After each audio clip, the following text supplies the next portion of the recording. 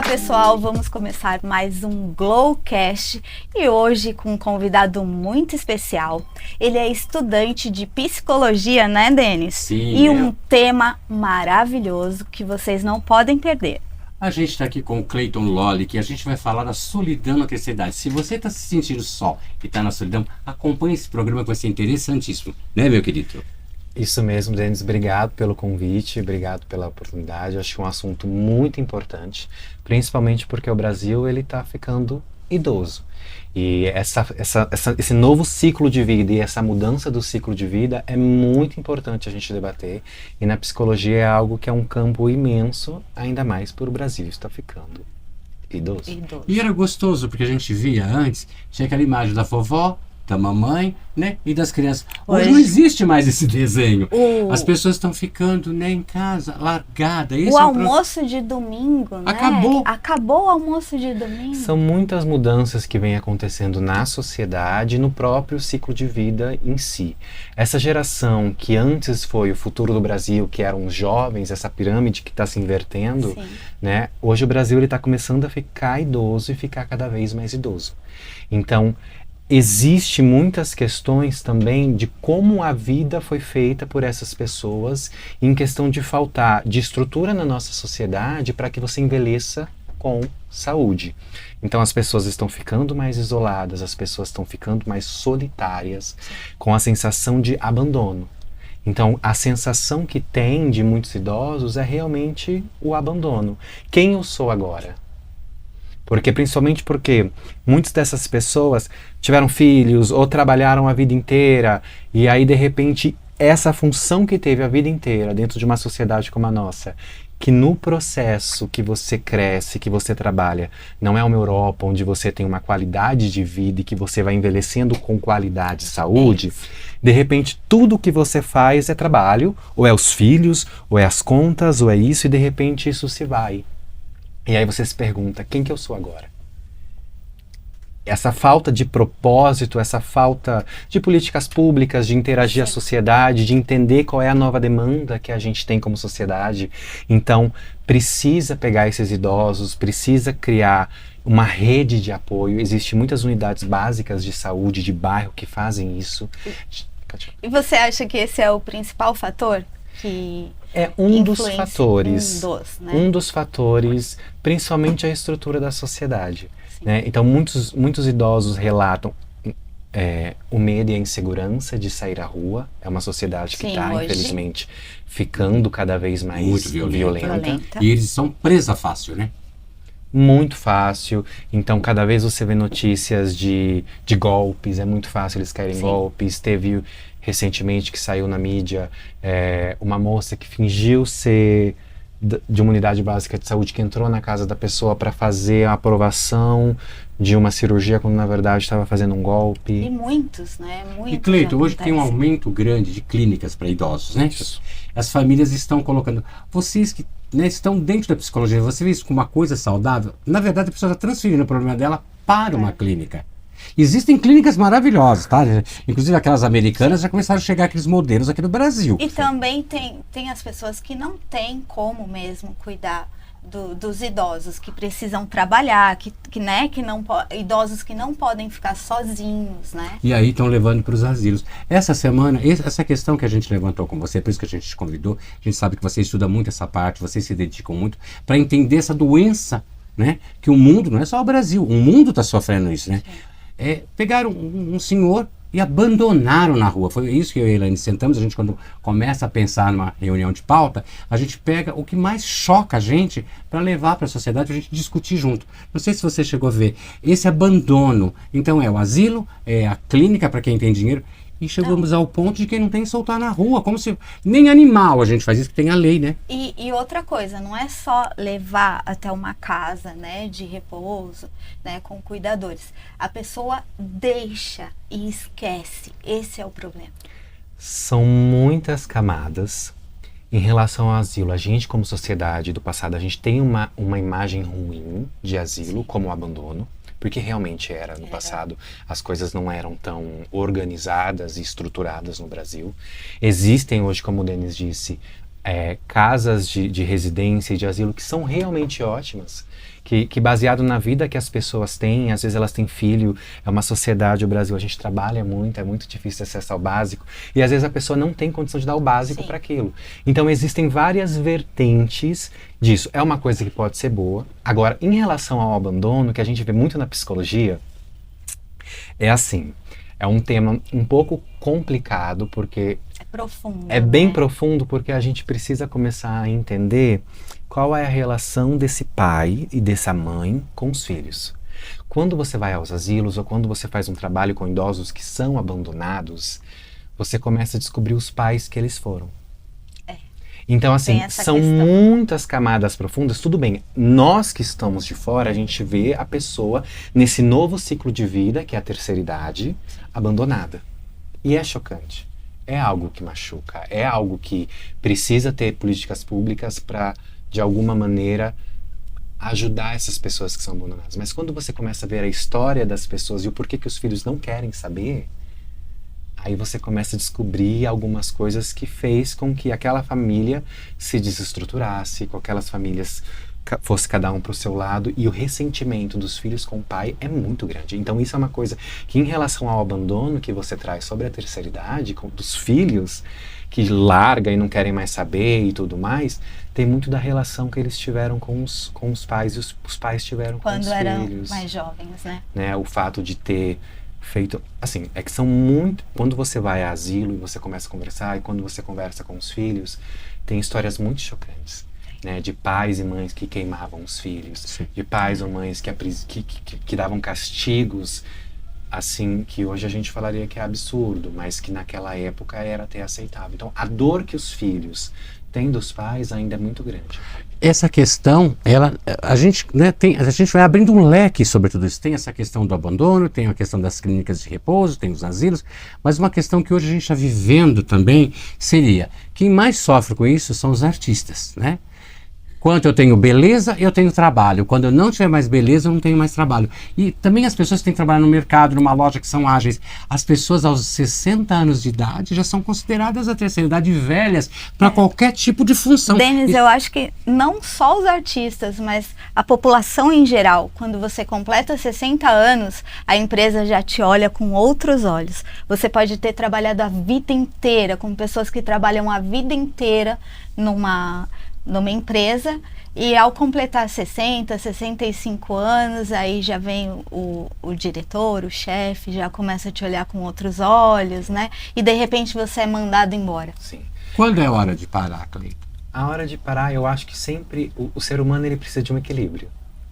Você precisa descobrir o seu equilíbrio e, por exemplo, essa geração que está ficando idosa, eles cresceram com a ideia de que eles cresceriam, casariam, teriam um trabalho que fosse para a vida inteira. Sim. Então a gente está vivendo várias mudanças de que, graças às ciências, graças à medicina, as pessoas estão vivendo mais, o ser humano está conseguindo viver mais, às vezes com qualidade, às vezes não com qualidade, por N questões, mas para a pessoa que chega nessa idade e sente esse impacto da sociedade, por mais que às vezes existem coisas que estão fora do nosso controle, são questões sociais que a gente tem que debater. Agora, a pessoa que sofre isso, ela precisa entender os outros ciclos de vidas e ressignificar a vida dela. Então, se o mercado não me quer, se ela tem uma estrutura financeira ou se ela não tem, como que ela vai agir a partir daí? Por exemplo, o Sebrae tem cursos maravilhosos, existem cursos que eles podem fazer, às vezes a pessoa sabe fazer pão, às vezes a pessoa sabe fazer crochê, ela pode dar aula, ela pode ressignificar essa vida, ela pode achar uma outra maneira de fazer o sustento dela. É que entra também naquele impacto dessa geração quando ela é mandada embora e o emprego era tudo que ela era. Porque trabalhou uma vida inteira, né? Ela não sabe mais quem é. E aparece muito na terapia, por exemplo, na faculdade mesmo, com os estágios supervisionados, quando a gente atende a população idosa, o embate desse novo ciclo de vida é geral. A ressignificação da vida. O que eu sou agora, que eu não tenho mais os filhos, sim, o que eu sou agora, que eu não tenho mais o trabalho, que eu achei que fosse para ser para a vida inteira, e eu estou aqui.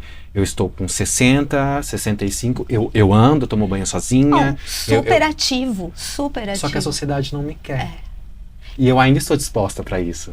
E isso impacta no físico da pessoa, no Saúde emocional, mental. lógico, a saúde mental, com certeza, mas no físico, porque tudo que a gente pensa, né, também vai para o físico. Então, Sim. essa saúde mental impacta no E físico. muitas pessoas nesse processo, o que elas fazem? Elas Adoecem. ficam dentro de casa, elas acabam adoecendo, e com a idade, as perdas que o corpo vai tendo, não só cognitiva, mas fisiológica mesmo que a fisiológica. gente tem, vai se deteriorando, e o Brasil tem uma população idosa que está ficando muito doente.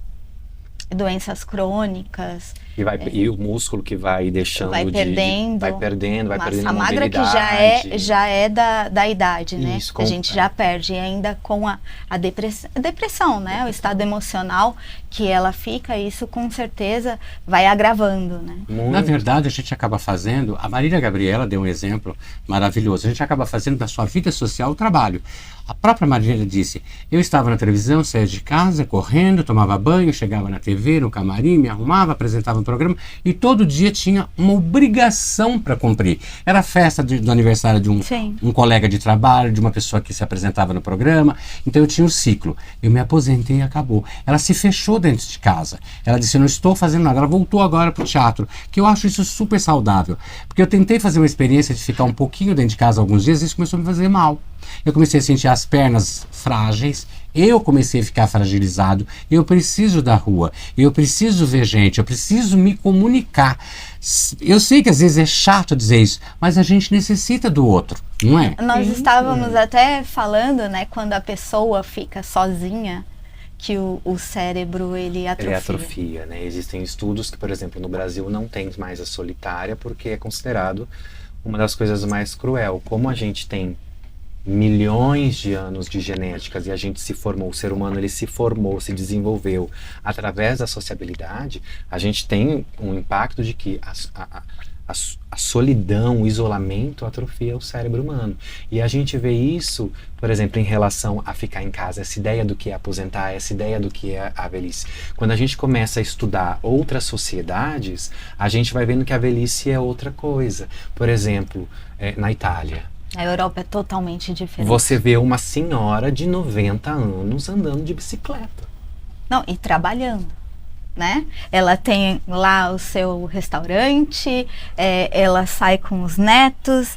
Aqui no Brasil hoje é complicado, porque as pessoas estão envelhecendo e a gente ainda não sabe lidar com isso. Não. Mas vocês falaram de qualidade de vida. Na Europa, principalmente na Itália, para-se ao meio-dia, a loja fecha, a farma, tudo fecha e volta a reabrir às 4 da tarde. Então é o período que você almoça, faz a cesta, você se recompõe. Em muitos lugares não abre. E de domingo, nada abre. Então as pessoas têm almoço em família. Isso é muito saudável. Né? Muito. Você envelhece com uma saúde, você envelhece com Sim. uma mente diferente, com A um alimentação corpo é diferente. diferente. Não tem tanta química. E isso é um impacto também. Sim. Muitos idosos, e a gente vê o quanto muitos idosos se alimentam mal. Primeiro porque perdem, né? O olfato, Paladar. o paladar. Já tem isso que é da velhice mesmo. Entrando um pouquinho na nutrição aqui, gente. Que tudo engloba, né? Sim, tudo faz parte. Tudo está conectado, nada é isolado. É o que eu falo, pra gente tratar um idoso tem que ser multidisciplinar, né? A gente precisa olhar as deficiências Sim. da nutrição, a gente precisa olhar as perdas dos músculos que vão Massa. acontecendo, ainda mais pela maneira que se vive nesse país, no Brasil. Então a gente precisa estudar o Brasil e o idoso necessariamente no Brasil, como ele envelhece, como essa geração está envelhecendo, como que a gente vai lidar com esse impacto de como eles envelhecem. Eu acho que a gente está mudando, já está começando Muito, a mudar, tá começando. porque como você disse no começo, a nossa pirâmide não é mais assim, né? Ela está ficando abaloada. Eu sou um exemplo de quem veio dessa geração, a gente não se preparou, a gente está se debatendo com um mundo novo que a gente não conhece. Até eu queria te perguntar isso. Quando a pessoa vai chegando aos 60 anos, já sabe que vão te aposentar, porque você não precisa pedir aposentadoria, eles te aposentam. Tem uma forma de se preparar, existe uma forma de você já, começar a colocar isso, em prática, pelo menos algum pouquinho, para não sofrer tanto que esse desligamento, você não é mais a mesma pessoa para trabalhar 8, 10, 12 horas por dia. Eu sei que não é fórmula mágica. Não é Cleide. fórmula mágica, é sempre uma ressignificação. Se ao longo da sua vida você não teve a oportunidade de se estruturar para isso, e de repente você se viu nesse ponto, é um processo de entender o seu novo ciclo de vida. A vida é feita de ciclos, tanto em todas as questões, trabalho, família, a relação que você tem com seus pais quando você é criança é uma, a relação que você tem quando eles envelhecem e você cresce é outra. São ciclos de vidas diferentes, e a vida ela precisa mudar quando o ciclo muda. Então, se você chegou nesse ponto e você está perdido, você precisa entender que você está entrando num outro ciclo de vida. Você não tem mais 20 anos, você não tem mais 30 anos, como você disse. Você não aguenta mais trabalhar 8 horas e fazer mercado e fazer aquilo e cuidar disso e cuidar daquilo. Você precisa entender o que está acontecendo As com limitações. você. Você precisa aceitar a velhice. E aceitar a velhice não é ficar sentado no sofá, não é dizer que você é inválido.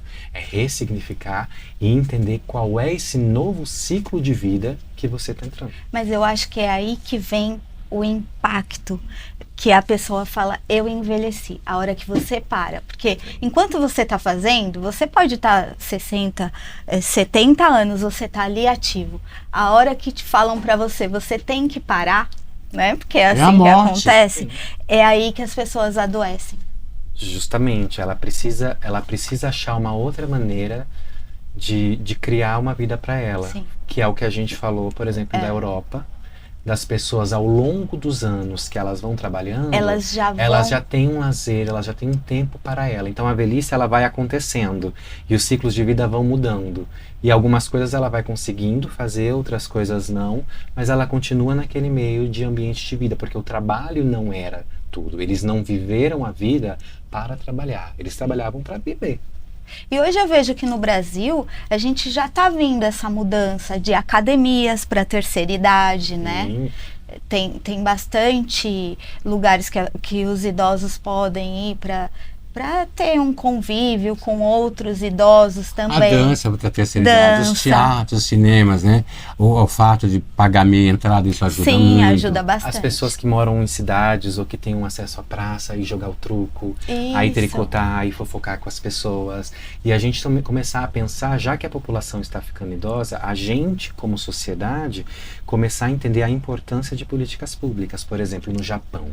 O Japão, ele produz energia com lixo. Uma vez uma matéria passou na televisão de que eles reciclam lixo e o lixo vira energia.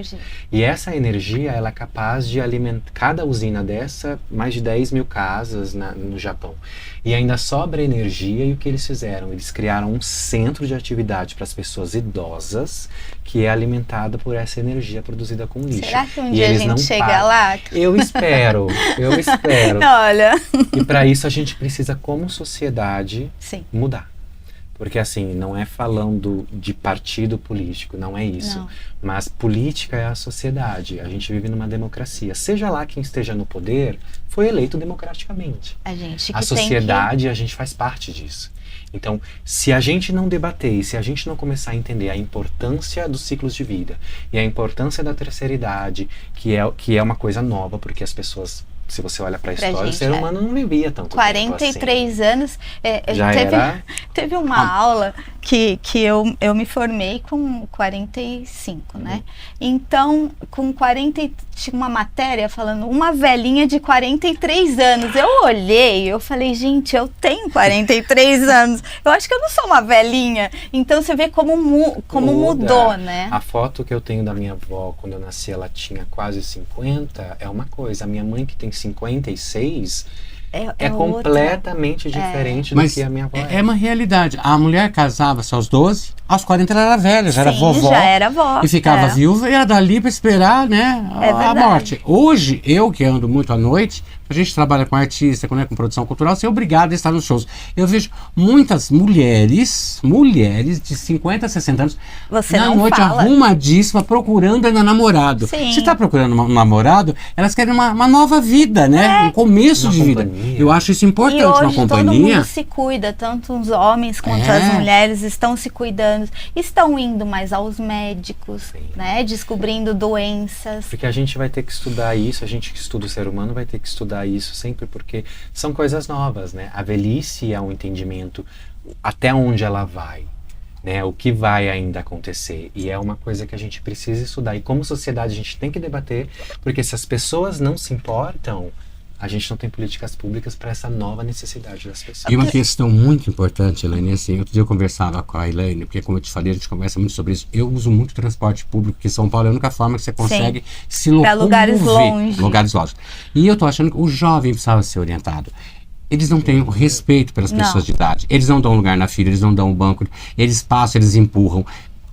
A pessoa mais velha, tudo é mais lento. Então a escada é mais lenta. O subir no metrô, no ônibus, até mesmo no transporte público, eu digo, esses carros de aplicativo, eles te buzinam atrás, eles gritam, vai logo. Eu acho que está faltando também a educação, começar a educar essas pessoas. Precisamos conversar sobre isso para que, como sociedade, a gente se eduque e a gente saiba lidar com as nossas demandas. Você sabe que eu tinha até um projeto sobre isso, para mostrar nas escolas como é o idoso, colocar uma mala pesada e fazer a criança andar para ver como é a dificuldade, colocar um óculos embaçado e fazer a criança muito interessante. ver. É bem interessante, eu tenho esse projeto ainda nas escolas. E Cleiton, minha última perguntinha aqui, que tá tão gostoso, né? A gente vai passar horas aqui, mas ele vai voltar. Sim, não sabia, tá sabendo agora, tá se comprometendo a voltar pra gente continuar nesse mais assuntos, né, dessa forma que é muito gostoso. Vai voltar sim, porque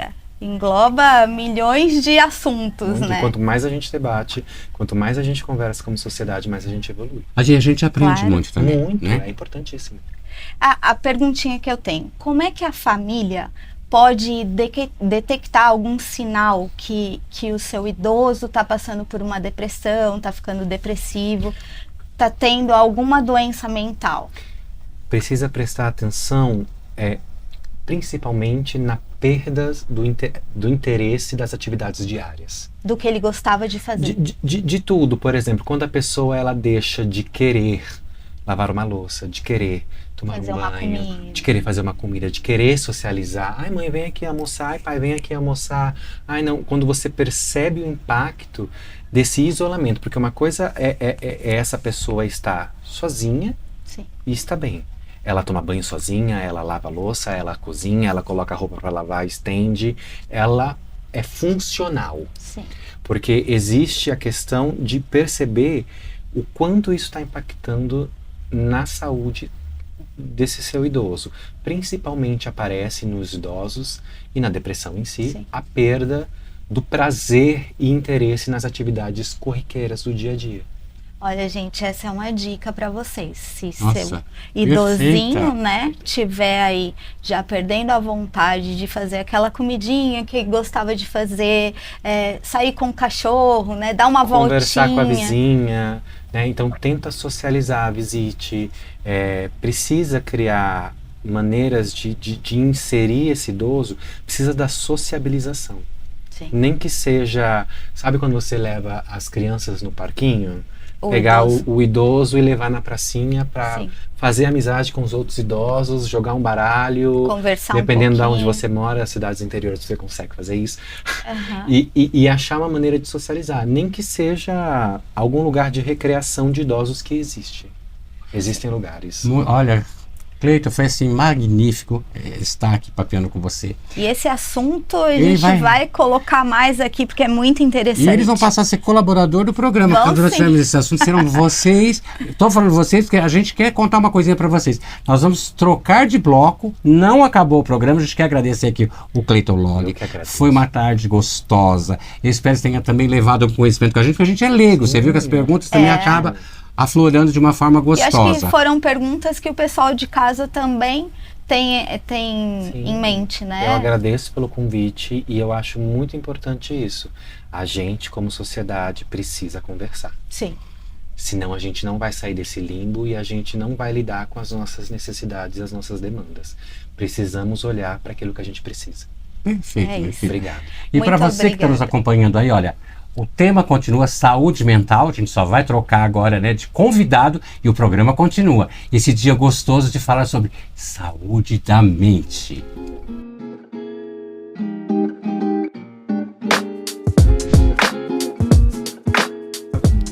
nós já estamos de volta aqui no Glowcast. Tivemos um intervalozinho, né? Para tomar uma aguinha e refrescar esses assuntos quentes de hoje, né? Saúde mental, né? Que é muito sério. E agora nós estamos aqui com um psicanalista. Cláudio Espírito Santo, seja muito bem-vindo. E eu e Elaine estamos aqui com uma dúvida, vou deixar até ela fazer a pergunta agora, porque, né, Elaine? Psicólogo e psicanalista. Então, a gente estava aqui debatendo, né, Denis, nós dois. Qual a diferença entre psicólogo e psicanalista? Certo, vamos lá. Na psicologia existem 3 grandes forças: o behaviorismo, a psicanálise e a linha humanista, né? A psicanálise é uma dessas forças. A diferença é que a psicanálise ela se desenvolveu de forma muito ampla, né? Porque aí todo mundo conhece. Se fala Freud, todo mundo Sim. conhece. Então, Freud é o pai da psicanálise. Então, hoje, os psicanalistas, eles são... a gente é uma vertente que não tem um conselho. E é só por Freud, não? E é via Freud e os Freud. pós-freudianos, né? Sim. Agora, os psicólogos têm um conselho, o Conselho de Psicologia, que rege e administra todo ser psicólogo, né? Agora, um psicólogo pode ser psicanalista.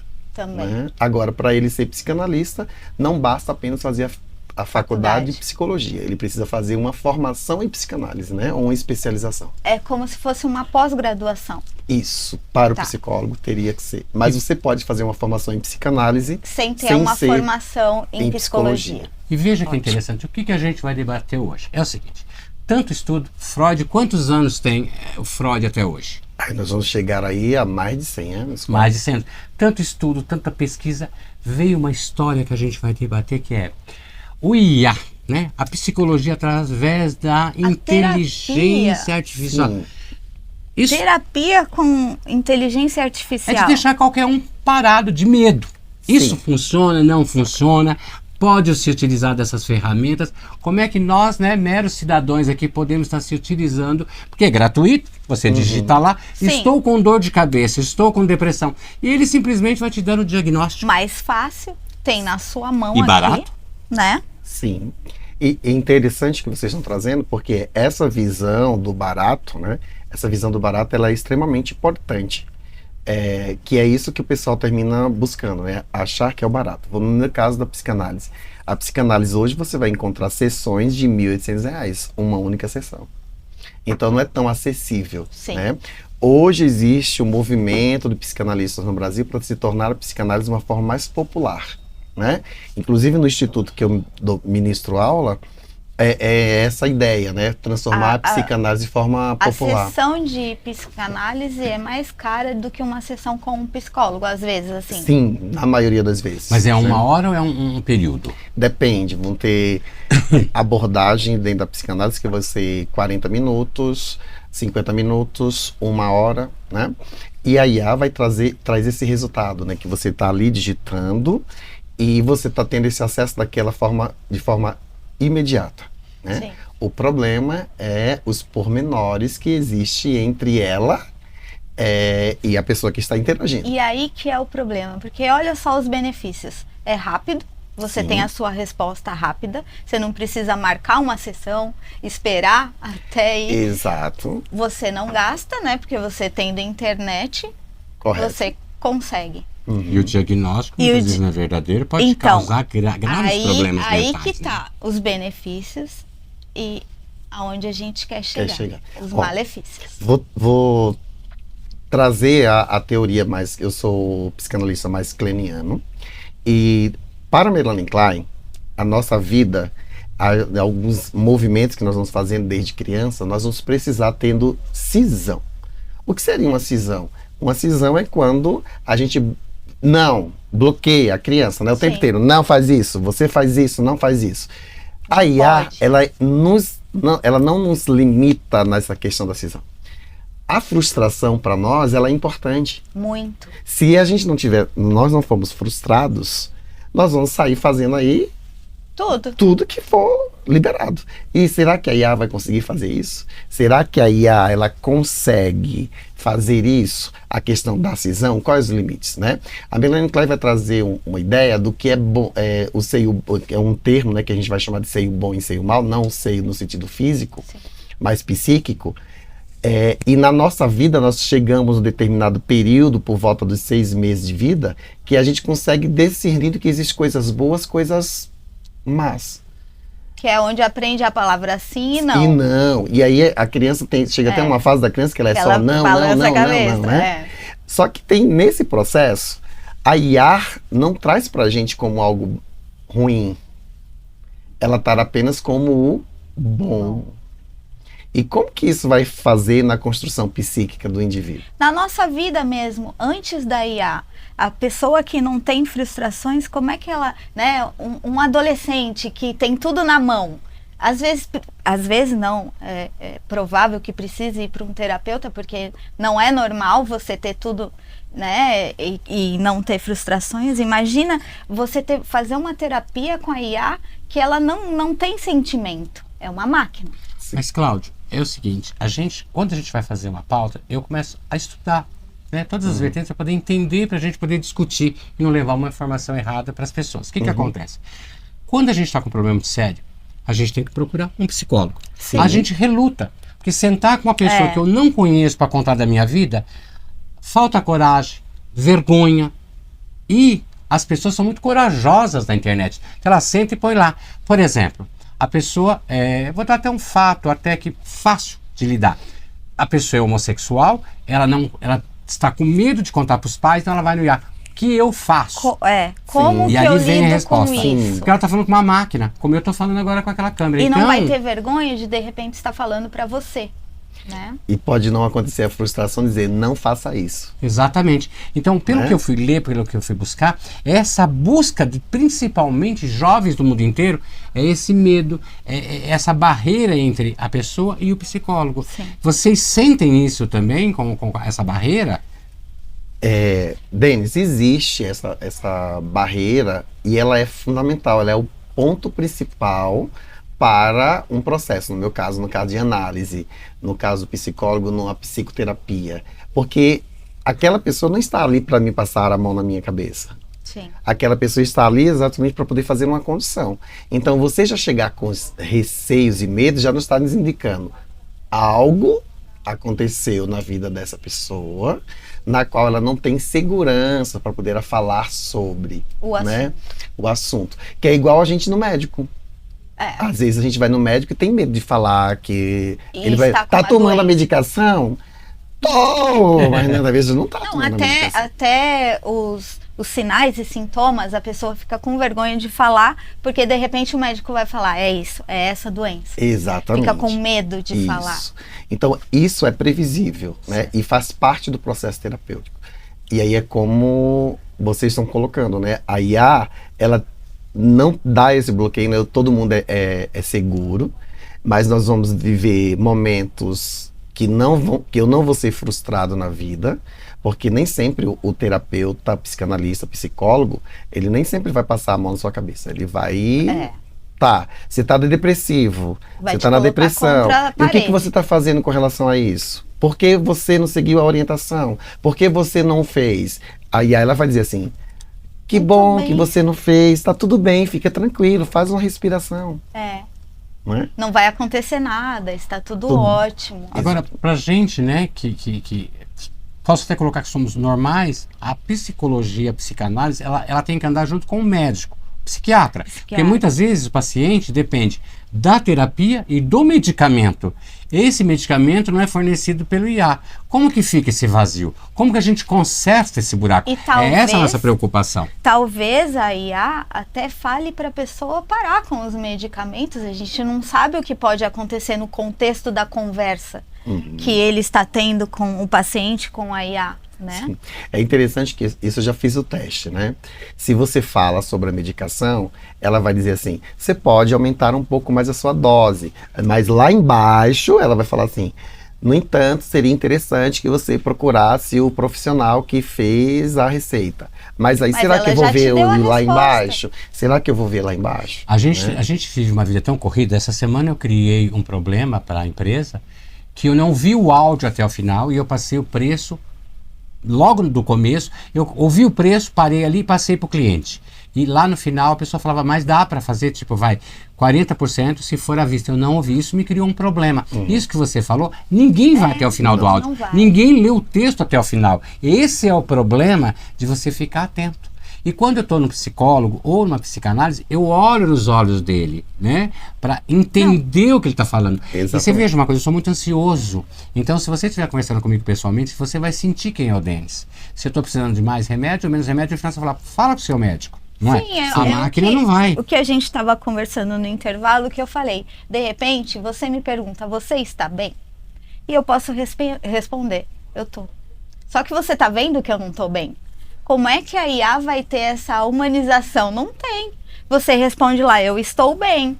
Então, para ela está tudo bem. Exatamente. Falando de experiências, né?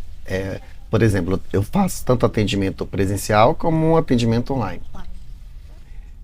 Existe uma diferença imensa no atendimento online e o atendimento presencial. Porque no atendimento online eu não consigo fazer a leitura sua completa. Sim. No atendimento presencial eu estou conseguindo ver como você está gesticulando, como seu corpo está se comportando. Então a gente já tem um desafio que a maioria das pessoas... Corpo, né? Exato. A maioria das pessoas hoje optam pelo atendimento online, né? Que, pela facilidade que dá, locomoção, diversos aspectos. E depois da Covid ficou Sim. mais... E você trouxe uma coisa bastante pertinente. A IA não vai ver essa noção, porque Sim. eu já estou limitado no online, na visão, ela nem isso tem. Nada. Pelo menos no online você consegue ver o rosto da pessoa, a expressão, as mãos, né? Porque eu Sim. pelo menos falo muito com as mãos, Sim. estou aqui o tempo todo. E o corpo fala, né? Agora a IA não tá vendo nada disso. É como eu disse, eu estou bem, eu posso responder de várias formas e você ter essa percepção de olhar para o meu rosto e ver, não, ela não está bem, né? E já começa por um aspecto, né? Ela não é humana.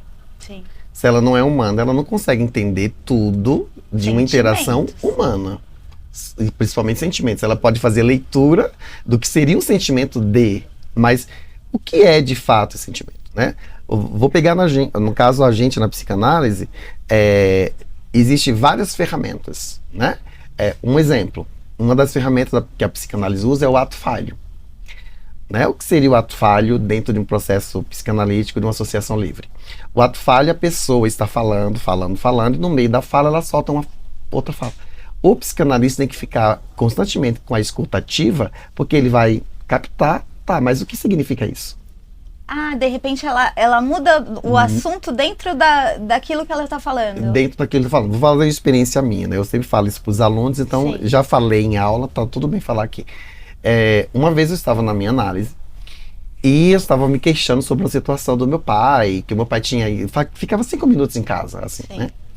E estava reclamando lá, falando, e no meio falando assim, ele sai lá do bairro X e para chegar aqui, na minha cabeça eu falei bairro, mas na verdade, não, quando eu terminei de me expressar, ela vira para mim e fala assim, Cláudio, o que significa o bar? Aí eu, que bar? Eu não falei nenhum bar. Cláudio, que significa o bar. Eu não falei bar nenhum. A única coisa que eu falei com a letra B aqui foi bairro. Ela, Cláudio, o que significa o bar? E aí, eu fiz a associação livre, eu fui parar onde? Eu fui lembrar que com 3 anos de idade terminou acontecendo um episódio lá em casa, meu pai me levou num bar. Ele terminou beijando uma mulher lá e eu cheguei em casa feliz da vida com 3 anos de idade, falando, gritando pra minha mãe como se fosse uma festa. Né? Pra minha mãe não foi, né? Sim, mas olha que coisa interessante. A IA, ela não vai conseguir tirar de mim um ato falho, porque eu estou escrevendo. E você sabe que a internet vem vindo com um peso os consultórios de psicologia e psicanálise serão substituídos pela inteligência artificial, as consultas. É isso que está chamando a atenção. Porque eles fazem até uma propaganda que é para as pessoas irem. Aí você vê, a gente falou do preço, a gente fala da locomoção. Então, sento ali, está resolvida a minha vida. Vocês, como profissional, vocês estão se mobilizando para entender melhor esse processo de loucura que está acontecendo. Ó, como eu sou aluno também de psicologia, né, que está sendo uma terceira graduação que estou fazendo, o Conselho Federal de Psicologia, ele já está pautando, estudando para poder ter uma normativa para que auxiliar os profissionais, né? Então existe já sobre essas falas. Então já se sabe que não vai dar para a IA ela substituir o psicólogo ou os psicoterapeutas. Podemos falar assim. Não tem como. Ela não vai ter como substituir. Ela pode ser ampliada para auxiliar no tipo dos exercícios que pode ser feito, né? Exercício de respiração, preenchimento de alguns questionários, formulários, mas a substituição humana é como essa ferramenta que eu acabei de dar um exemplo para vocês, né? Na questão do ato falho. Não vai ter como resolver. A humanização não tem. Outra ferramenta que a psicanálise usa, o xiste, por exemplo, que é uma piada no meio de uma fala que, na verdade, eu tô querendo dizer outra coisa. Isso a IA não vai fazer esses filtros. As ferramentas que se existem vai fazer esse filtro. A ironia, né? Às vezes você pode estar falando e está sendo irônico. Exatamente. Como é que a IA vai interpretar esse processo? E bem isso, né? Como nós estávamos conversando no intervalo, o processo depressivo, ele não é um momento só ruim, né? O momento depressivo sempre vai nos impulsionar para a vida, certo, né? Um exemplo, terminar um relacionamento é ruim? É ruim, é um luto, né? A gente sofre, é dolorido terminar um relacionamento, mas aí o que acontece? Como é que você move? Como é que você se movimenta? Fica mais forte. Você quer sair, quando você chega, eu vou parar disso, mas eu não vou ficar com isso mais não. Vai arrumar outras pessoas ou não, né? Vai conhecer outras pessoas, se movimentar, se socializar. Então eu saí da depressão. A questão existe pessoas que ficam na depressão, né? Então, será que a IA vai fazer essa interpretação? Será que vai conseguir levantar essa pessoa? Isso. E se eu estiver falando de uma pessoa que ela é, de fato, patologicamente falando, depressiva? Será que vai dar para ela... São várias questões que a gente fica se perguntando, né? Será que vai dar sustentação para ela? Porque a pessoa, se ela é patologicamente depressiva... Essa é uma pergunta que eu também quero fazer. Existe a pessoa que ela é patologicamente depressiva, então ela tem que tomar remédios. Sim. E existe uma outra forma de depressão, que é aquela que a gente chega, né, na depressão e depois sai. Isso é normal. Sim. A gente pode falar, para ser uma forma didática, para fazer uma forma didática, eu considero normal. Para ser uma forma didática, nós podemos dizer que seja um estado depressivo. Estado depressivo. Você pode, a sua vida inteira você vai ter. E não precisa de medicamento. Altos e baixos. Não necessariamente medicamento. Agora, existe algum caso que você vai entrar no estado depressivo que talvez você precise de uma medicação, né? Um exemplo. Que seja mais prolongado, talvez. Vou pegar o caso de relacionamento, que é relacionamento que pega mais no consultório, tá? Então, no caso do relacionamento, pode ser que um relacionamento que você terminou, você tenha que ir no psiquiatra para tomar uma medicação para superar esse estado depressivo. E depois você para. Agora, a pessoa que patologicamente ela tem depressão, ela tem uma depressão grave, a medicação dela é pro resto da vida, né? Como há outras doenças mentais, né? Que daí uma vai chamando a outra, né? E vai fazendo a composição de um. As famosas comorbidades, que a gente vai dizer, né? Que vão ter diversas. Cláudio, hoje em dia, tudo facilitou, né? Aí você disse, existem algumas ferramentas que o IA acaba ajudando e a gente acaba se questionando. Você disse, os conselhos regionais estão já trabalhando para isso. Haverá lá na frente alguma proibição, por exemplo? A pessoa se consultou pelo IA, mas o IA não está permitido a dar essas consultas. Como é o Conselho Regional de Odontologia, de Medicina e outros conselhos regionais também. Você acha que vamos chegar a isso ou não? Mas aí vai depender de forma política, né? Hoje em dia, politicamente, não está conseguindo fechar a questão da internet, né? Porque teria que ser um controle da internet. Sim. Né? Para a gente chegar nessa base. Então, mesmo que sejam conselhos que são muito fortes, né? vai se embater nesse processo das big techs, né? Porque assim, eu acho que a IA, ele é importante nos dias de hoje. Por exemplo, você tem um desfile de modas, você tem que colocar um monte de gente ali, você tem que, né, muitas vezes fazer num outro país, um cenário. A IA consegue fazer tudo isso. Até para o psicólogo ela é importante para ajudar ele a construir, né, uma terapia com o paciente. Não o paciente utilizar como uma ferramenta. Uma né? ferramenta. Isso seria bem assim, eu não posso chegar na farmácia e comprar um remédio que eu quero, eu tenho que passar pelo médico. O que você tem? Você precisa desse remédio? Seria mais ou menos isso, Sim. não é verdade? Sim. Talvez, né, me veio uma ideia aqui na cabeça, talvez mais para frente você, para usar a IA, você teria que colocar o meu SRN, da psicologia... Da psicologia CRP, o seu CRM para médicos, para você poder usar, e não qualquer pessoa. Talvez mais para frente, né? A questão esse questionamento de vocês é muito interessante, que ele vai ter que fazer uma big reflexão.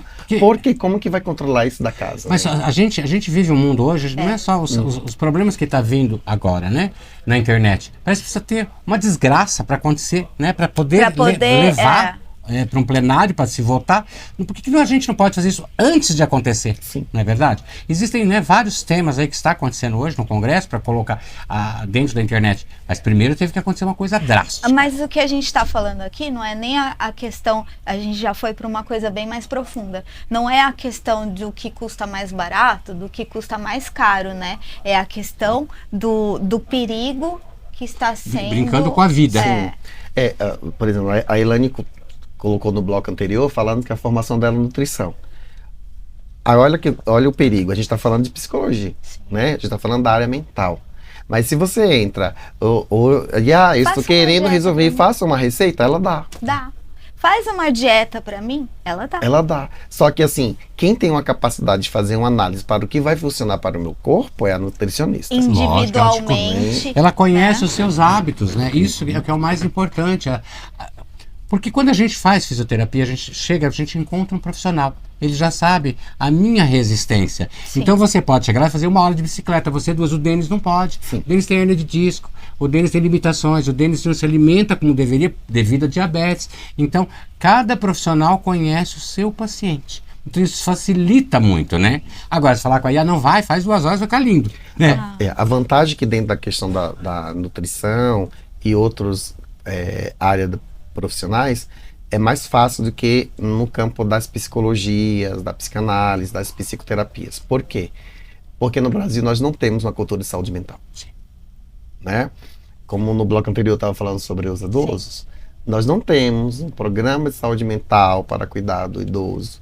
Nós não temos um programa de saúde mental para cuidar das crianças na escola. Nós não temos na adolescência. O jovem adulto, o adulto.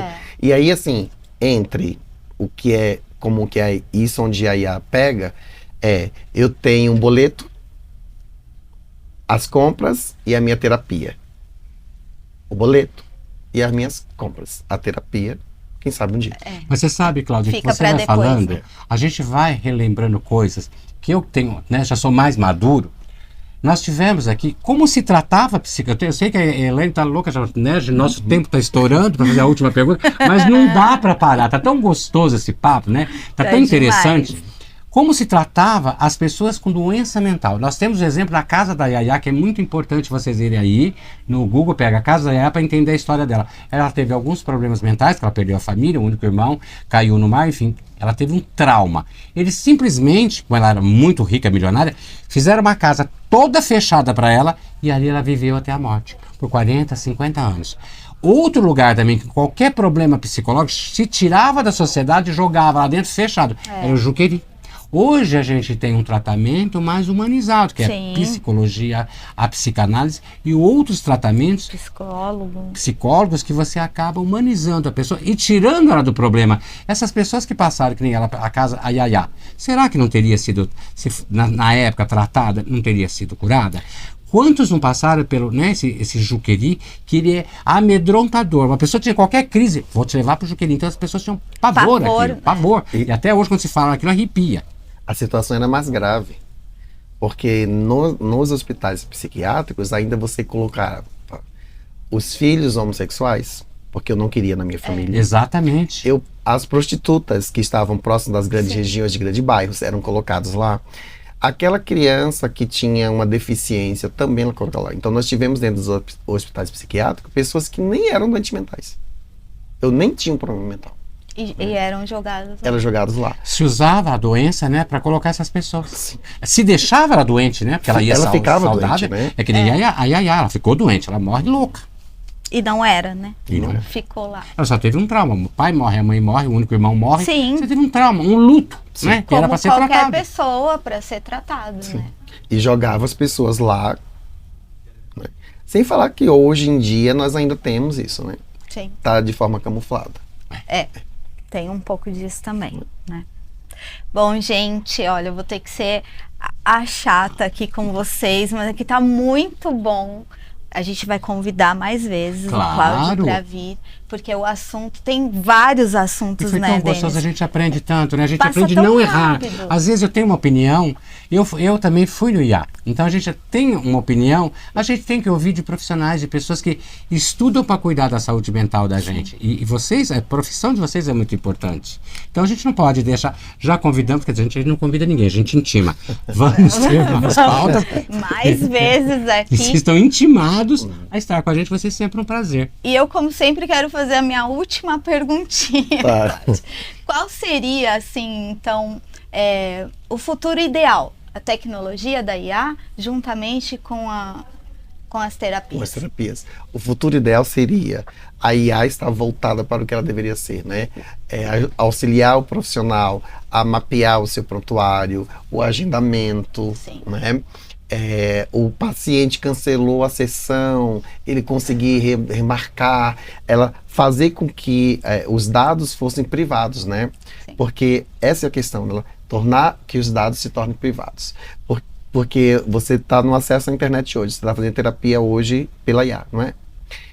Nessa internet. Será que a outra pessoa não perguntar, alguém fez alguma consulta com você aqui hoje? Se eu estou falando do IP, ela pode responder que sim. Olha E quem aí. foi, não é? E Claro. responder. Isso. Esse cuidado com o material que os profissionais possuem, auxiliar no sentido de gerenciamento. Até numa consulta, num artigo científico, né? Sim, para Numa fazer leitura, um um resumo. resumo de um artigo científico, eu acho que isso é muito válido. Isso teria ideal. Agora, gente, pelo amor de Deus, terapia por chat GPT, não. Não. Não. Bom, gente, hoje foi assim, muito bacana esse papo. Como eu disse, já estão convidados, intimados a estar novamente aqui com a gente, com Vamos outros voltar. temas nesse nível, porque é muito gostoso a gente aprender. Vamos deixar aqui, né? Cláudio Espírito Santo, muito obrigado pela sua presença. Eu e a Elaine estamos aqui, sabe, lisonjeados, né? E maravilhados. Maravilha. O Golcast você só se enriqueceu com esse dia de hoje. Com a E a gente presença queria de vocês. que, por favor, você deixasse as suas redes sociais e um telefone de contato do seu consultório, como é que as pessoas te encontram, que isso é muito importante pra gente. Tá. Dá pra lá, né? Isso. A minha rede social é @ né? No caso do Instagram, né? @ Psicanálise para Amar. E o telefone é o 11 9200 8023. Perfeito. Quem quiser achar, olha, o Cláudio Espírito Santo e tirar suas dúvidas aí, é só entrar nessas redes sociais ou nesse telefone e tá ali. Grandes respostas para grandes perguntas. É isso, gente. Acabou mais um episódio do Golcast e até o próximo. Até o próximo.